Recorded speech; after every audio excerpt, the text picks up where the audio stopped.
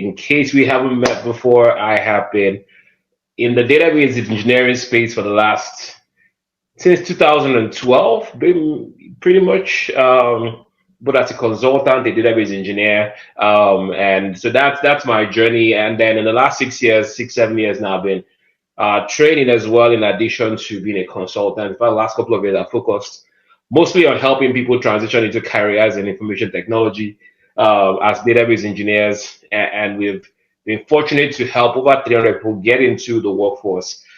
So it's exciting times.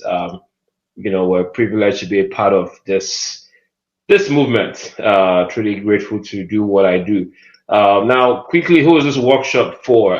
If you're interested in getting into tech, but you have limited expertise, no prior tech training, and you're wondering is this for me or not, then you are in the right place. You're looking to make a transition. You're already in tech, maybe in the lower tier tech roles like support, help desk, things like that.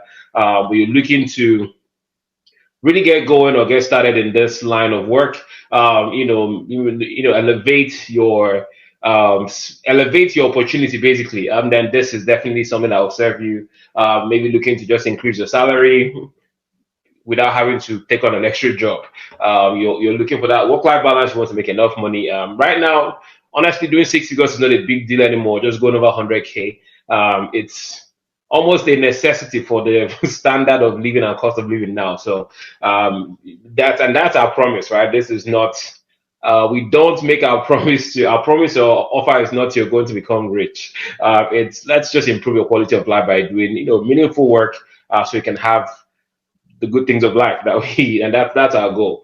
So that's what this workshop is for. So if that's you, then absolutely keep listening. And my goal today really is to one, break down the essential roles and responsibilities of a database administrator in today's data-driven world, right? And you see me say this over and over throughout the course of the day. We live in a world that is ultimately driven by data, right? Businesses run on data.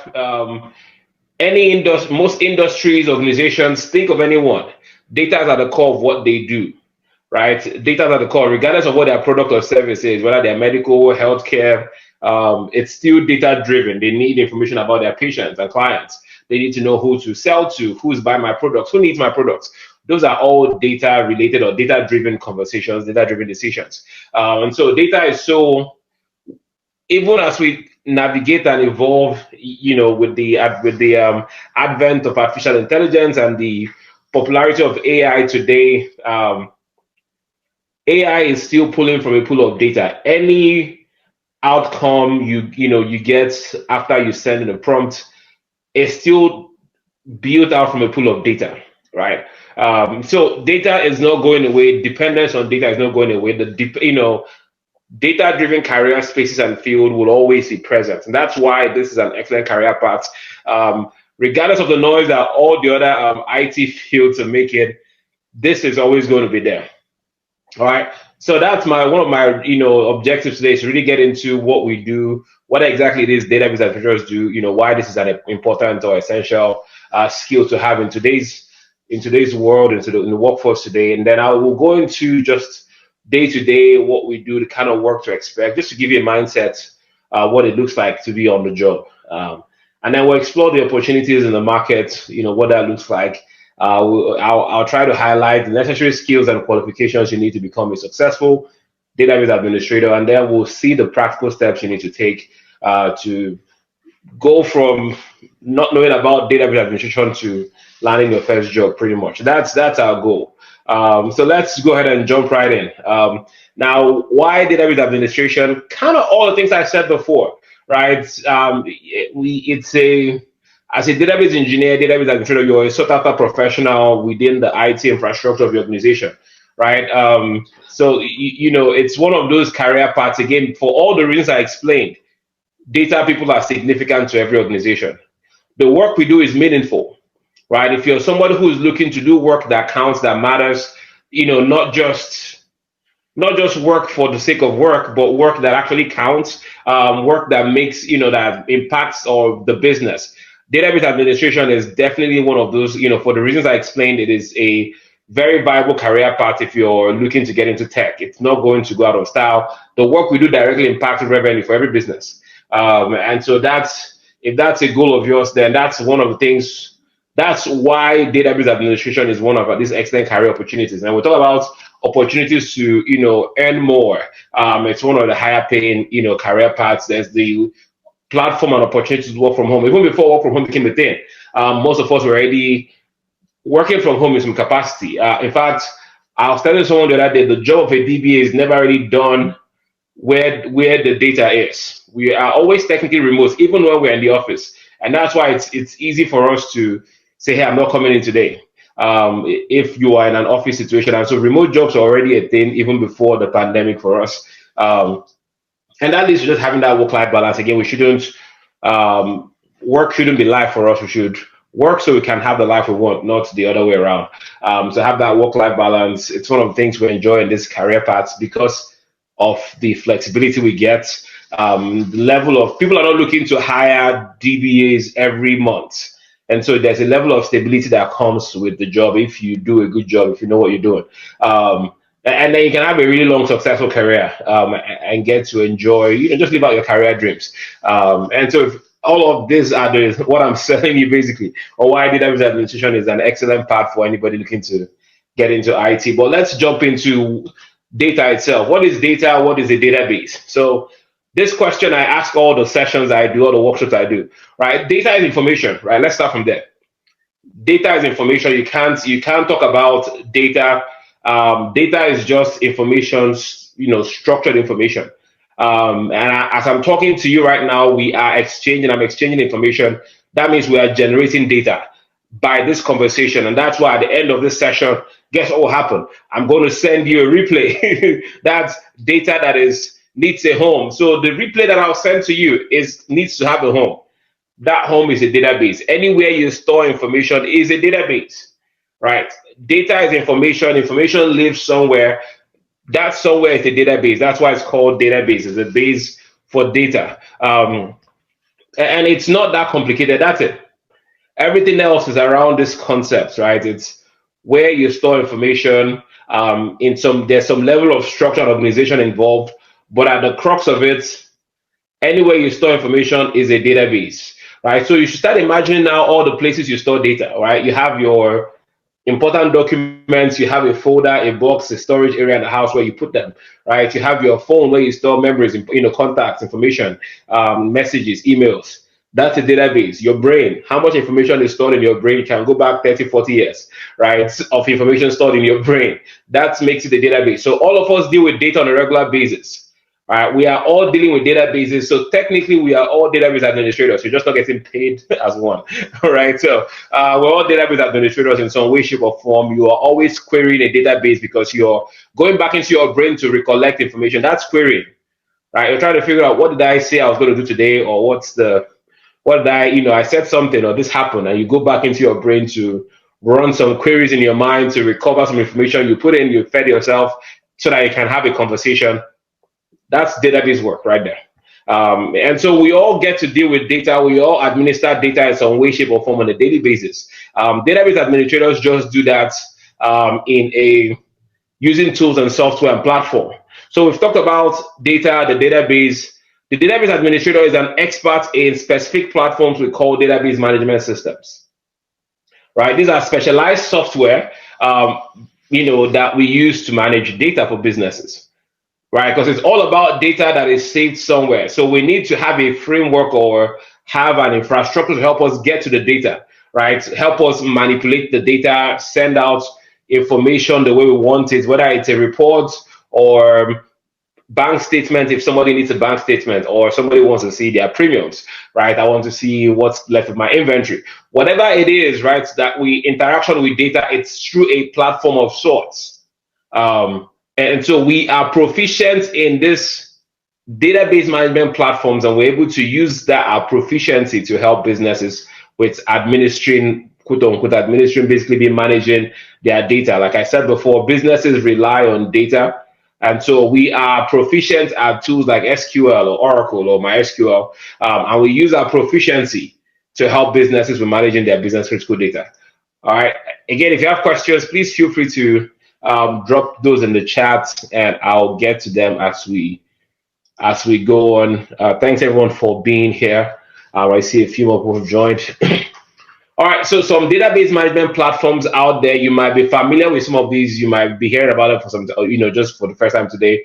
That is okay. We have Oracle, we have Microsoft SQL, we have Postgres, MySQL, DB2, IBM. IBM, DB2 is owned by IBM, so it's DB2 SQLite, Amazon RDS, SAP, HANA, Teradata, Informix. There's more of them. And these are more like on the transactional data. If you go into analytical data platforms, there's even more Redshift, Snowflake. It becomes, there's a whole bunch of tools. We can go to even things more conventional that we're familiar with, like Access, Excel.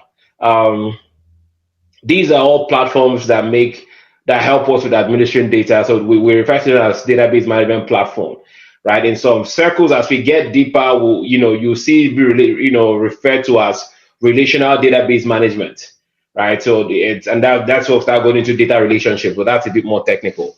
I'm trying to stay at the surface level today. So these are some database management platforms there are out there. So let's look at the demand and the opportunity. Why is this a good career path, right? Database administrators are in high demand. According to the Bureau of Labor Statistics, it's expected to grow by 8% basically in the next 8 years. There's expected growth. That means there's supposed to be over 10,000 new jobs or new DBA positions every year for the next 10 years, right? And I feel like this is underrating just the advent of AI and the dependence of data even more and more. So I feel like those numbers will be blown by even a lot faster. But 10,000 new positions, not existing ones that'll be recycled, that people retire from and quit and all of that. These are just new positions every new year. So there's a ton of opportunity in this job market. In terms of where you can work, everywhere, like I said, every business, regardless of what they do, is dependent on data. So the only people that don't hire database administrators are the ones that are not big enough yet, right? Or that are not dealing with enough volume, right? Because you are managing data somehow, right? But at the beginning stages of a business, they're probably using Excel, spreadsheets, Access. Data is not all centralized. So it's not a big deal for them at that point. But you get to a certain level where you're doing volumes and tons of data, and now you need specialized platforms to help with that. And so at that point, you begin to look at the need for a database administrator. And so in terms of where, or are you going to work or have to work in tech? Are you going to have to work in a specific industry? No. There's opportunities everywhere for us. And in the past, I've seen my students get jobs in strangest of companies and organizations. Site One is a landscaping company. I've had someone get a job there. I've seen Wayne Farms that supplies chicken to Chick-fil-A, hiring DBAs, of course, banks, financial services. I've worked with Verizon and Southern Company Utilities, right? I've had students who have worked in Northside Hospital, Emory, right? So all of these different organizations have hired and continue to hire database administrators. So it's not industry specific, right? It's everybody using data, which is every organization needs a database engineer, a database administrator. And so there's opportunities everywhere. It's not industry specific.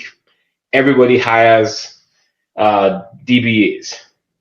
All right, and in terms of what we really make, again, according to the Bureau of Labor Statistics, the average is around 101,000. So just right above the 100K mark on average. So it's going across the range. From here, from just my own small sample size of people that I've worked with and students who have gone through our programs, our average is around the 105. Starting, that's where they typically start from for those who start with salaried opportunity. People typically go, if it's hourly rates, it's around the 55 to 65 in that range out of the gate.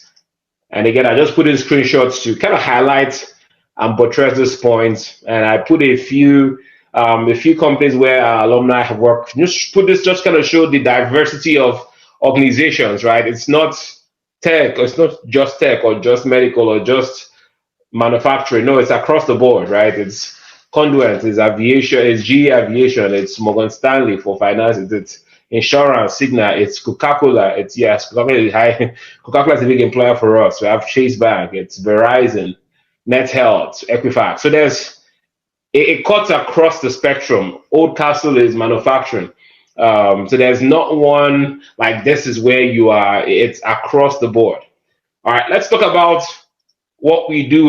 What exactly database administrators do, right? What are the responsibilities of a DBA? Let's jump in now. We're getting more into the meat of our conversation today. First of all, we talk about database design and architecture.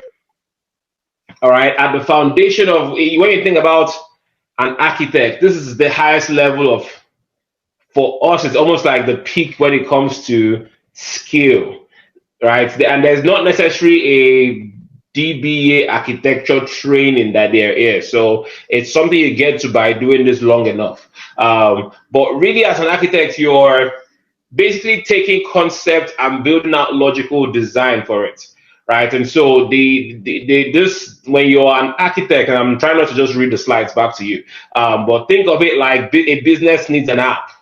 They look at all the components of that app based on what it's going to do for the organization.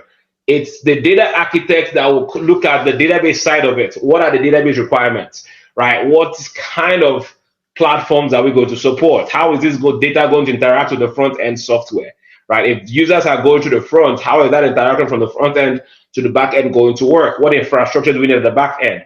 What versions of SQL, for example, or DB2 are we going to need to have in place to ensure that we can receive the data that users of this app will be feeding it, right? So that's the architect. They design they look at things from a strategy perspective, and then they make those design calls. And so whether it's with what type of software should we use, or what version of the software should we use to platforms and all of that.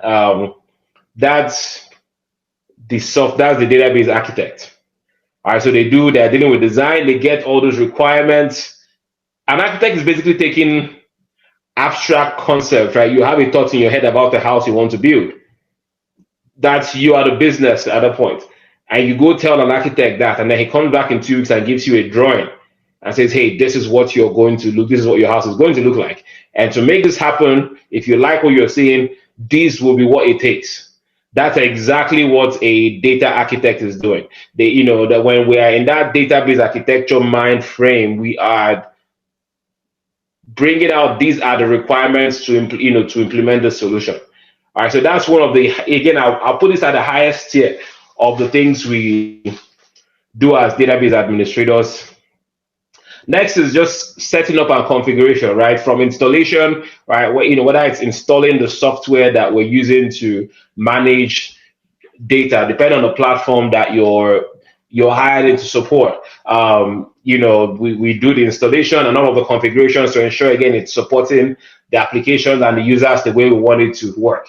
All of the configuration, making sure people have access and permissions, and the right set of permissions to the users are set up properly. Everybody interacting with the data needs to have the right kind of permissions so they don't just go in and do what they like. It's all the configuration, make sure your database server is optimized properly to give you the best performance, all of that good stuff. That is another critical part of, it's like you design and then you build, right? We started from design, now we're building, starting from installation. That's why somebody can say, I'm working on a project for a new server build, and they're a DBA. So technically, they are not building out the physical server infrastructure. That's the server engineers that do that. But when we talk about us building out new servers or building out new infrastructure, we are talking about installation. We're basically transforming that physical database infrastructure, that physical server, into a database server by installing the right tools and then configuring it to be used for database purposes. All right, so that's another aspect of what we do. Next one, we do another big part of the job of a database administrator is monitoring and improving performance. Again, I want to emphasize today's topic I'm just introducing database administration. Right, this is an introduction to database administration. So I'm intentionally leaving some keywords, some buzzwords in here so that you are familiar with some terminology. But when we talk about monitoring and improving performance, this is a key aspect of what we do on a daily basis, right? If you're coming in, you're ensuring hey, everything I have set up to ensure that I can continue to serve my clients, or that our data is safe, it's protected, there are backups in place. You are making sure that all of that is working the way it should, right? And you're closely paying attention to any issues that might arise during the course of the workday or even after hours, right? Monitoring is a big aspect of the day-to-day work of a database administrator. In fact, it is where we spend most of our time, right? You're monitoring and then you're making tweaks to constantly improve performance, right? How can I adjust this here or make this tweak on this table so that people can get results faster? Like when somebody is trying to see the account balance, it doesn't take them 30 seconds, it's fraction of seconds, right? We want that efficiency when people are reading data from our database. And so what tweaks can I make to enhance the experience of our database users? That's a key part of our day-to-day. So from monitoring to, okay, now that I've seen this and I found this issue, or I found this anomaly in terms of behavior, what tweaks can I make? What adjustments can I make to ensure that things are going the way they should? All right, so that's, monitoring and performance improvements, is another key part of our day-to-day activities. Next, backup and restore recovery, right? So a key part of how you can sleep well as a database administrator is backups. So basically, we're making copies of our data and our databases, right? Data is in a database, so we back up the databases. What's the objective? Why do you back up your phone? Just in case you lose the phone, you have backups in iCloud. So now I get a new phone, I can go to iCloud and I can restore all of my information, restore my contacts, my pictures, my text messages, my apps. I can restore them because I have backups living in iCloud in an external location. Same deal for us. We do backups for our database on a regular basis to ensure that it's, in case anything happens to our physical infrastructure where the data is stored or where the database lives, we can restore somewhere else and continue to provide service to our clients. The end user, that is you as a Bank of America client, you don't necessarily care what's happening on the back end.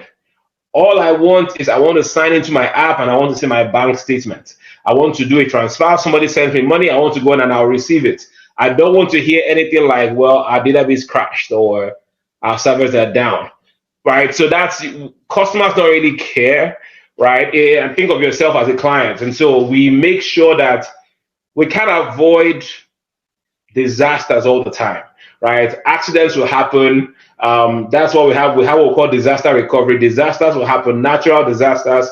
Somebody's going to make a mistake and pull a cable in the data center. Those things happen. But how ready are we to continue functioning even when those happen, right? Because our customers are depending on us, so we need to put measures in place to ensure that we can keep working and meeting the needs of our customers, or clients or users, however you choose to describe them, right? And so that's where backups come in. We make backups, we save these copies to external sites, external locations, and they're accessible when needed, just in case things go south, stuff happens, and we want to be able to continue serving. It's like data protection. You want to ensure, again, it's disaster recovery, just in case something happens. We have a way to continue working and serving our clients. Next responsibility of a DBA is access and security. This is a big one. Who has access to the data? And beyond just access, what level of access? How much permissions do you have? Right? So it's one thing to have access. It's another thing to have the right set of permissions, right? You should have permissions based on what you are doing, right? So there are several users, there are several people that are privy or have access to the data. But think about it, when all of us on this call might be using the same bank. Let's say we all use Wells Fargo. They don't pay me for this, but oh well. We all use Wells Fargo, for example. And when I sign into my Wells Fargo account as a customer, I'm able to sign in legally, right? I'm not an unauthorized user. People think of security, they think of preventing unauthorized access, hackers, people trying to steal information, and that's true. But there are layers of security before the database security layer that prevents those things. If somebody has compromised the network, security compromised, routers compromised, all of this server security, and at the database level, then it's not so much you can do at that point. What you're doing is, but ours is okay. You've compromised all of these aspects. We still want to make sure we restrict the kind of permissions everybody has. You should have just enough access to do what you need to be doing, right? If when I check my account and my bank statement, I can only see my information. I can't see yours. That is because I have been a restriction have been placed to ensure that even though I'm a legitimate user, I am limited in what I see. As you rise within the organization and within as the more your responsibility demands, the more your access increases, right? So that's part of the things we do on a daily basis. Let me drink some water.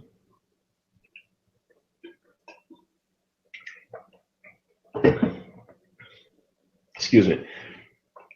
All right, so that's a key part of our job is managing permissions, managing access, making sure people have the right level of access based on what their responsibilities demand. And then we talk about maintaining and upgrading the database. As time passes, infrastructure becomes outdated. Software becomes, there are newer and updated versions of our tools and the softwares we use, right? With enhanced and better features. And our job is to ensure that we are constantly optimizing, right?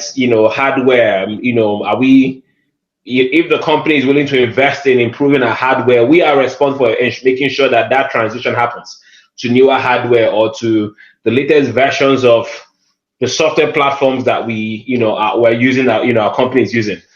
So that's a key part of our job. It's going to be our task. That this is something that shouldn't be happening that frequently. I've said a lot of things. This is a key part. This is a key part. This is a key part, but it's not a thing that we do all the time.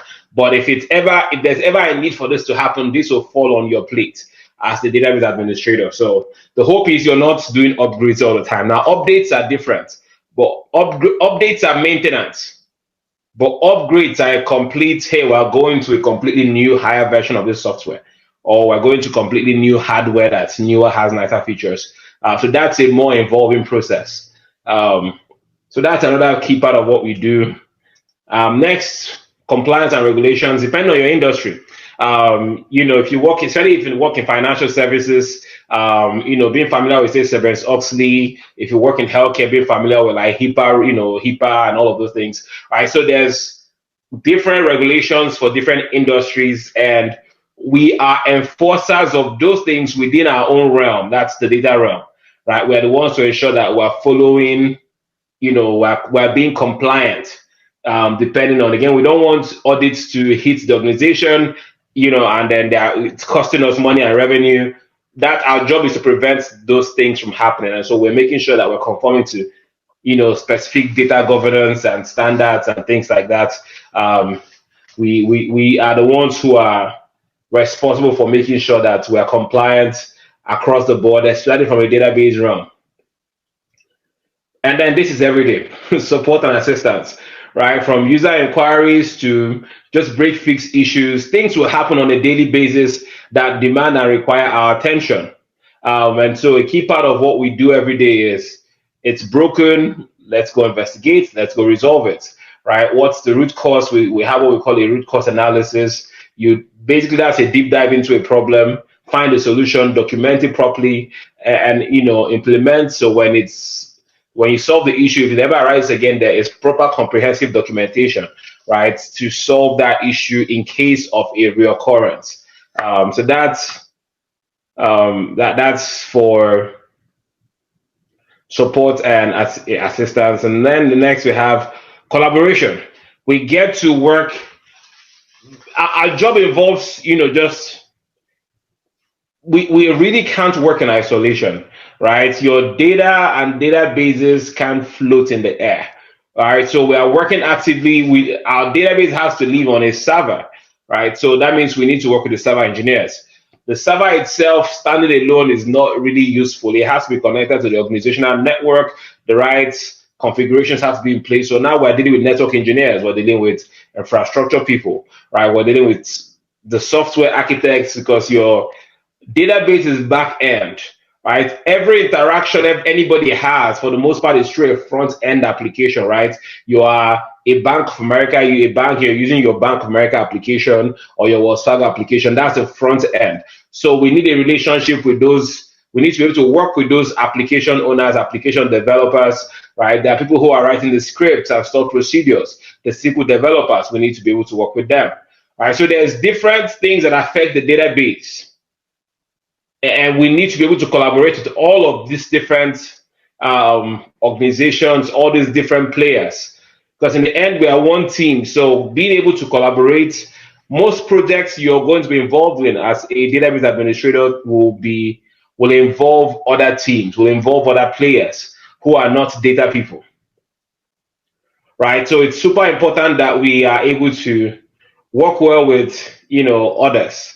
All right, so that's a key part of our responsibilities. Um, so let's look at just some practical steps, to become a database administrator. Some requirements. Again, some of these are very, people have different conceptions about what you need to have. You need to have a degree in computer science or a degree at all. You need to have experience, and those things are not correct factually. Um, as Enstar Technologies, we go through an annual appraisal process, review of our appraisal, of our authorization. And one of the things we always keep coming back to is what are requirements for this line of work.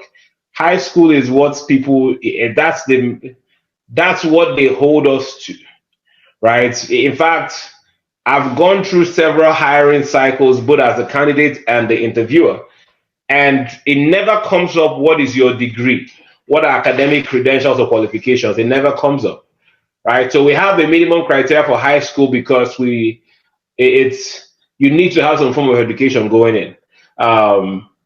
Does it help to have a degree? Yes. Does it help to have a master's and advanced degree? Absolutely, right? Does it open more doors? More than likely, right? But is it a requirement? No, it's not. I hope that makes sense. Then you need to be proficient in one of the technologies, right? There is no generic database administrator. You have to be a SQL Server DBA, an Oracle DBA, a MySQL DBA, whatever, but you have to be something. There's no generalist. You have to be proficient in one. You can know multiple platforms, but you have to specialize in one, maybe two, and that's about it. Right, and then you need to have a level. You need to have done this enough to be proficient. Right, when I say experience is superior certification, I really mean proficiency is superior. Right, that is what your interviewers are looking for, is your level of proficiency, and that comes from a place of practice. Right, so building proficiency comes by doing this in the lab, practicing over and over again. So if you're wondering, how do I go from never done this before to beginning to pursue those six-figure roles I talked about? It is by lab hours, it's by practice, extended periods in practice, and I'm going to show us down the road how we help you with this type things. And then in terms of, do I need to be proficient in my computer? Yes, a level of proficiency is required, but I don't need you to be doing complex things on your PC. If you can navigate your computer comfortably, you're going to be fine learning database administration. Practical steps to land the job. One, hone your skills, right? You need to become proficient. This is the first step. Everything else is rubbish. If this is not intact, if you are not good at one thing, if you're not good at SQL or good at Oracle or good at MySQL, like, build proficiency, become proficient in one of these key technologies that's hiring, right? For us at Enstar Technologies, we focus on the Microsoft SQL Server platform because we feel that's where a lot of opportunities are. I have experience in that, so I get to pass that information across. But you have to be proficient in one area first. That's step one. Once you build your technical proficiency, then the next thing is make sure, again, there are non-technical skills that help you become successful. I do a workshop where I do a deep dive into some of those non-technical skills that help you be successful as a DBA. But these are as important, because being able to communicate your thoughts clearly, for example, is what will get you a job in an interview, right? Being able to communicate through email and stand in meetings and proficiently break down technical concepts to non-technical people, right? So using non-technical language to explain complex terminologies, technical terminologies, is an asset for you, right? To be successful, but also to grow within the organization. So and I put some examples here: communication, teamwork, problem solving, and analytical thinking. Again, there's a bunch of them, but these set you up for success in this line of work. Again, as I continue, if you have any questions, please drop it in the chat, and I assure you I'll get to those questions promptly. Now, the next thing is, so you develop your skills, technical and non-technical. Then you equip yourself for your career. So how you can do it, you can either go back to school, traditional education. That's a long process, but there are programs now. It wasn't so when I first started, right? There wasn't too many degree or minors or computer science minors doing database administration. Now there are even master's programs that are tailored for database administration. So you can explore that part. There's certification programs that one can leverage to equip yourself to become a DBA. Of course, the online courses and boot camps are available to you as well. Just intensive programs that are focused on developing your skills. And then career training programs, this is my recommendation, kind of like what we offer at Extra Technologies. We take you through 10 weeks of training, and then we're not just going through training and technical stuff, we're walking you through what to expect on the job. So it's almost like an on-the-job mentorship program.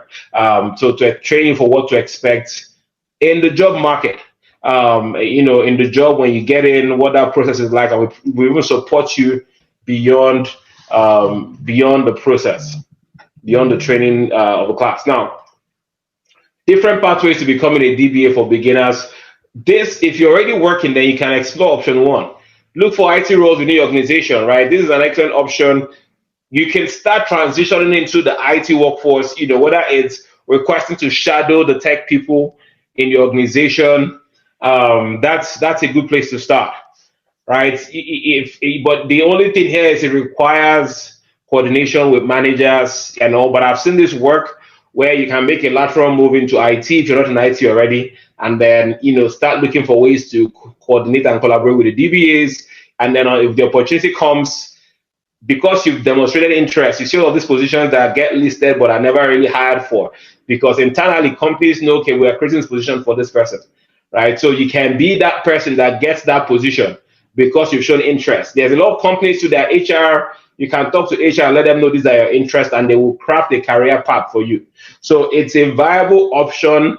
The only reason why I am not a go, and this is the only way, is because a lot of things are out of your control, and then we'll start thinking about how long it's going to take and when are you going to get that. So but it's an option, and I would suggest if you're already working somewhere, if you're working in a big company, then have a chat to HR and see if there's a path there for you. Maybe your manager, see if there are things that can work out. So depending on your relationship with people inside, that can guide you.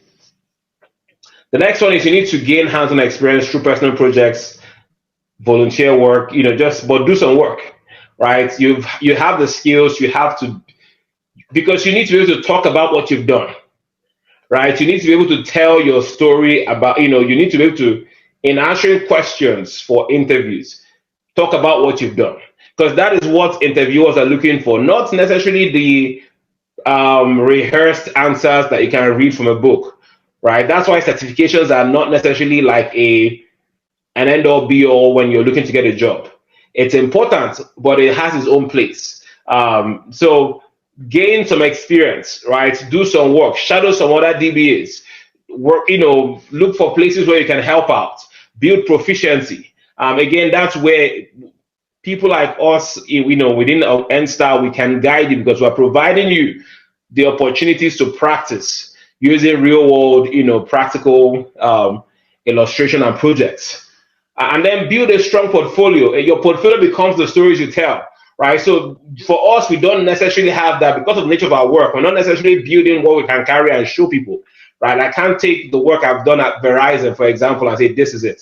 My resume tells the story, these are the projects I've supported, all of those things. But I can't really build a portfolio like a graphics designer or website designer that can say, hey, these are my websites. But I can tell stories about what I've done. And that's what you're looking for. That is your portfolio, is the things you've accomplished, right, as a database engineer. And then network, right? So you're in a session like this, it's good. Again, I had to cancel the in-person one because there was just one person registered to be in person, but we had more of you registered to be online. But opportunities to connect with other professionals, take them, right? Get out there, talk to more people, connect with more people in the industry. Opportunities are, you run into opportunities like that a lot faster than even applying for jobs online. So just putting everything together in terms of how to get a job, become proficient. Once you're very proficient at the technology of your choice, SQL is our training platform that we teach. Next, you have built an excellent resume. Again, we walk you through this process step by step. So again, create an excellent resume. Your resume should stop people in their tracks, right? If anybody's looking for a DBA, they shouldn't skip your resume because of how it's set up. And these are things, again, we guide you through. Next, optimize your online presence, right? When I look you up, what do I see?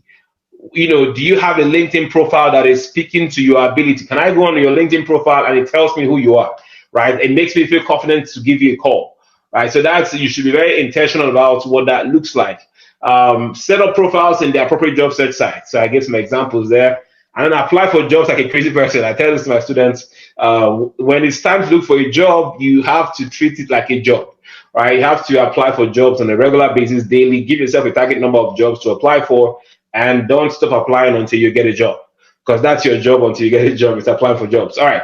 Apply consistently, and then once you start applying and putting out your profile in different job sites, you're going to start getting calls from recruiters, internal HR people. You're going to get outreach messages from LinkedIn. Respond promptly, even to the non-DBA specific outreach. Build relationships with those recruiters, right? Some recruiter might be recruiting for a cybersecurity engineer role right now, but tomorrow they might be looking for a DBA, or they might know somebody who is looking for a DBA. So typically you want to respond to those people, right? Hey, thank you for reaching out to me. This is not my realm. I'm not in the space. I'm a database engineer. If you come across anything or anything comes across your table, feel free to forward that to me. You've made a relationship. Some people will remember that and reach out to you when the opportunity comes. So respond promptly and on time. Be intentional about building those relationships and connecting with people who potentially have access to opportunities. And then interview often, right? Interview often, because the more you interview, the better you become at doing it. So I'll say just interview as many times as possible. Give yourself, again, you can't control this, but at least you can control how many calls you're getting by how many applications you're putting in. And if you can get the calls, it's a numbers game. Volume calls will lead to high volume interviews, drastically increasing your chance of getting the job. There's 10,000 new jobs minus the existing ones that people are vacating on a regular basis. You can get one of those. I am very fully persuaded you can land your job. We have enough time this year for you to be in a DBA role before you know it. All right, so and then network often, connect online wherever there's opportunities to be with other tech folks, aspiring tech professionals. Be there and connect with people, make meaningful connections, and leverage those connections. You never know which one will turn into something. Let people know you're in the market for this position, right? So that's just some practical things you can do. All right, so a few things we've learned so far. Again, if you have any questions, put it in the chat and I'll answer those. I'll soon get to those questions. Yeah, I see a question here. Do you need to know Linux? No, if you're doing SQL Server, you don't need Linux. Now, if it's Oracle you're going to do, or then yes. Some versions of MySQL also require that.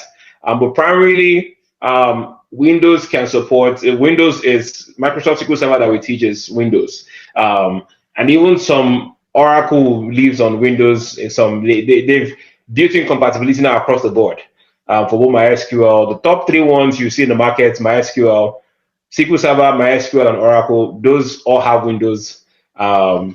There's Windows components to them, so you don't need to learn a new operating system. All right, so again, keep the questions coming. Thanks for that question, Haman. So what we've covered so far, we've explored, just database administration, what we do, roles and responsibilities, and then we've looked at opportunities. We've understood the requirements. So these, we've gone through a lot of things.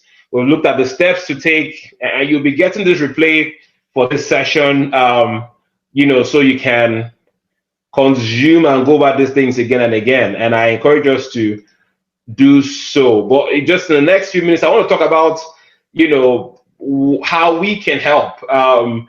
I can't go in depth into the things I talked about today. It's a lot of information. Imagine how much we'll need to spend our programs are 10 weeks. So, but we've helped over 300 people get into careers in database administration. And so if you're okay, I'm going to take the next maybe 10 minutes to kind of go through, or less, because I want to be done in 1 hour. Go through just our program and what we do. We have a program called our Database Administration Certificate Program. It's a 10 weeks course. And it's designed to basically help you become a SQL Server DBA in 8 to 10 weeks without breaking the bank or going back to school for another degree. By the end of the 10 weeks, you'll be proficient in all of the SQL Server DBA technologies. And I can 100% guarantee if you follow what we teach you, you'll be actively doing interviews before the class is over. And we've had situations where people even landed jobs in that 10 weeks. So that there's that option. I don't push that because it doesn't happen all the time. And it's a lot of factors, again, involved. Companies' hiring cycles are moved differently. But you can for sure be interviewing in 10 weeks through our programs. And if we're going to keep working with you until, that's our guarantee, until you get a job. And we have our programs are built on 3 core pillars. The first pillar is our tech mastery phase. We focus on just going in depth into the technical aspects. Like I said before, you need to be proficient in the technology of your choice. For us at SQL Server, you're going to become good at SQL Server, right? We're going to spend time to break down all of the complex conversations around this and make sure you're proficient. You will do projects, you will practice, you will spend time in the lab, and you'll be doing real life work. So that's phase 1. And then we move into the next, we call it the career launch framework. This is where we set you up for success, right? Make sure your resume is getting the attention of people who are looking for people, in our line of work, right? You want to be found by recruiters when they're looking for you. You want your resume to stand out when you apply to jobs, companies that are hiring. So we help you with that. We work with you through the process. The reason it's a done with you kind of approach, so that if you ever have to do it again in the future, you know exactly what steps to take, right? And so we are doing it with you throughout all of this process. And then we have a recommended hiring funnel where we're working with our students to navigate interviews and then what happens on the job, right? So it's interview prep plus on the job, what happens, what to expect when you get started, onboarding and all of that. And beyond when you get hired, again, we have this ongoing support program that we've built into our training to ensure that even after class, you're not by yourself. You're not navigating this journey by yourself, right? So this is what comes with our program. We meet twice a week virtually, so your location doesn't matter. If you're in Atlanta, you want to come into the office and hang out with myself, that's great. We have a training facility in Norcross, but it's virtual for the most part. And so we meet twice a week, weekends. You get access to replays. Once the classes are done, you get a replay like right away. And at the end of the program, we give you a link to all the replays. So you have that, it's yours to keep. Like I said, all of our projects and assignments are drawn from real world case studies. You get unlimited support. We're part of a Slack channel where you're going to be able to ask your questions. I have a teaching assistant that works myself. We're there to really, all we do is just respond to questions. We have additional sessions outside of class where you can jump on and get questions answered. So it's not just during class you can get questions answered. You're struggling with something, you need somebody to bounce ideas off of. We have multiple sessions during the week where you can jump on and get questions answered. Plus, we're on Slack, so you can always ask your questions. I'll do voice notes, voice recordings, screen shares, all of that good stuff to ensure, again, that you're getting all of the value you can. Again, our goal is for you to transition seamlessly from classroom to the job, right? We're working with you through that job search and interview process. And plus, once you graduate, you're part of our alumni community. And that's network, that's connections, that's just, it's priceless, because now you're not by yourself. Even as you go through your job, you have a place to come in and say, hey, is anybody dealing with this? This is something we enjoy within the community. People can say, hey, is anybody doing this? Or this is what I'm seeing. This is a project I have. I've had people who have connected, students from different generations. I had a couple that both of them are military, connected through our support calls, and now they're doing work together. So it's the beauty of beyond the class and the training is all of the external continued connections afterwards. And we get this done in 10 weeks. Again, 10 weeks for class, structured class, but really it's a relationship beyond for a long time. Um, we are authorized by MPEG, so we're a school. We have our school license. So our training is authorized by the state of Georgia, and we award certificates at the end that's recognized by the states, not just, so it's not just a private hustle, it's a school. Again, it's myself, I'm the primary instructor, but for all of our programs, we use instructors that are experienced. So you can't teach what you haven't done. Again, all of our trainings, all of our projects are drawn from my personal experiences on the job. Thousands of our, let me not say thousands, but not thousands here, but all of our students, several of our students who keep coming back, they basically help me keep updating what is popular in the market. So I'm bringing everyone's experience and I'm building those into projects, and I'm transferring that to you as the student so that you can, make the most of that experience, go on and apply, so that when you're talking to interviewers, you're talking about your assignments, but that's practical. That's actually stuff that they are dealing with at work. And then all of the tools, like I said, our sessions are weekends. All of our support sessions are flexible. Work with it's flexible. We provide all the tools and the software. So once you sign up and sign in, you're not paying for anything else. And then there's ongoing job search assistance to help you get a job, interview prep, resume vault, to help you build a strong resume, support, certificate of completion, too many good things, right? You can see all of it on the screen. So time to take the guesswork out of your career journey. You don't have to deal with people who don't know what they're talking about, or you don't have to sign up for every. There's too many people who don't have the experience, who are promoting stuff, or people who just started working and then now they're training. And that for me is next to fraudulent, but that's okay. It's their hustle. It's the internet. And so my goal is to take away, just give you a system that works, so that even beyond your first job, my goal is in the next 5-10 years, you're doing what you want to do because you've mastered this game, right? So take you away from that multiple job cycle.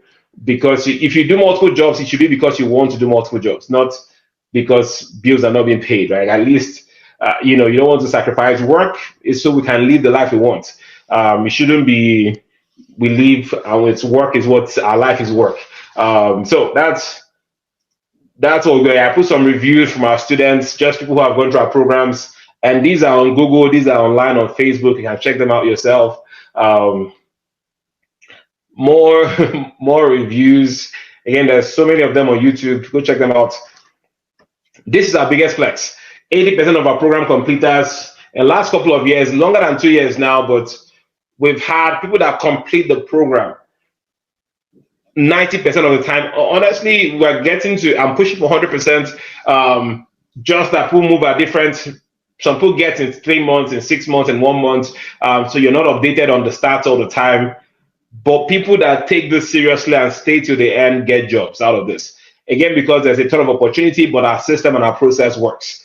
So again, a quick summary of what you're getting. Like I said before, this is, you can take a picture of that. So as I wrap up, there are two choices you have. You can start today. We're excited to we're starting the next cohort next month. Right, in about 3-4 weeks from today, we're starting the next live cohort. So it's live. I'll be there talking to you, and you're talking back to me. Not in this webinar format, not through the chat. We'll be talking live on Zoom. Or again, if this was just an exploratory checkout for you, that's fine as well. But you can get started today, and we can end this year for sure, right? With you working as a DBA, earning 6 figures. So there's a link that will pop up on your screen now. If you want to book a call, you can scan that Let me. So use there's a book a call with us button. Go ahead and book a call. If you want to talk to someone or talk to myself more about the program, the details of our program, again, you can. We'd love to talk to you. There's also, if you want to lock in your spot, so we're doing a promotion for the first time people. Our programs, we cap out our 15 students in a cohort. We don't go beyond 15 so that we can give that personalized support. Or we're doing the first 10 that sign up, we're doing a $500 off promotion. For the first 10 that sign up, we'll run that for the next week, basically until we get to 10. So our hope is that we get that knocked out of the way and then we're good. So the first 10 people get $500 off. But to take advantage of that, there is a reserve your spot button, and that leads you to a place where you can pay your registration fees, $50. So you can click on that. But definitely book a call with us, and let's talk. Let's give you the full details. I can't go into all of that because of time here, but go ahead and click that book a call link, or you can scan that barcode as well to take you to the same link. And then if you just want to secure your spot, go ahead and do the registration fee, and let's help you get started. All right, so we have the link in the chat as well, so you can also go ahead and click on the link and book a call with us. We'll love to help you get going. Again, thank you for spending some of your afternoon with myself. I always enjoy these workshop sessions. Please look out, check just pay attention to your email. You'll get a replay like right after this. You can go over this again and listen to all of the content.